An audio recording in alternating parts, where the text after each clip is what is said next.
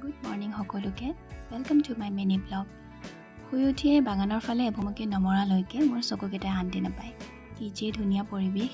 তাৰপিছত কুহুমীয়া গৰম পানী গিলাচ আৰু তাৰ লগে লগে ঘৰৰ কাম কাজবোৰ এই লিয়াক দেখিছেনে তাই মনে মনে লুকাই আছে মোৰ জাৰটোৰ লগত খেলিব আৰু মোক দিগদাৰ দিব ঘৰটো সাৰিব নিদিয়ে শান্তিৰে খেলিব লাগে তাইক তাৰপিছত পেট পূজা আমাৰ কাৰণে বনালোঁ ফ্ৰাইড ৰাইচ আৰু পাপাৰ কাৰণে বনালোঁ নহয় ধুলোঁ চিৰা তাৰপিছত টেবুলত ৰেডি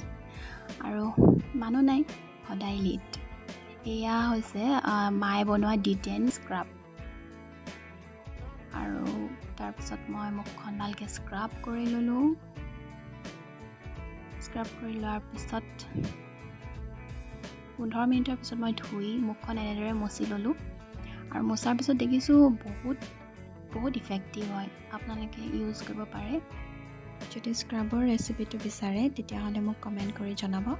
আৰু এখেতক চাওক এখেত টোপনিত নিপাল দিলে